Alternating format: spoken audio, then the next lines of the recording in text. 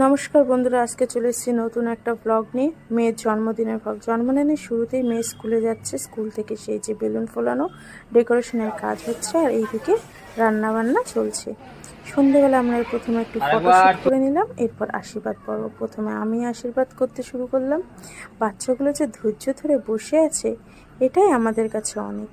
এরপরে ওর বাবা আশীর্বাদ করছে, আর বান্ধবী দেখো এক মন দিয়ে দেখছে ওর বেস্ট ফ্রেন্ডকে আশীর্বাদ করা হচ্ছে।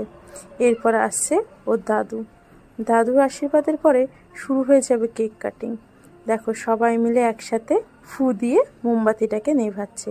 বাচ্চাদের এই জিনিসগুলোই তো আমাদের দেখতে ভালো লাগে। এরপর কেক কেটে যে যেমন পারবে তেমন নিয়ে খেতে শুরু করবে। আবার চলে আসছে আশীর্বাদ পর্ব। এই যে কাকিমণি ওকে আশীর্বাদ করছে। এরপরে এসে যাচ্ছে কাকাই আশীর্বাদ করতে শুরু করলো।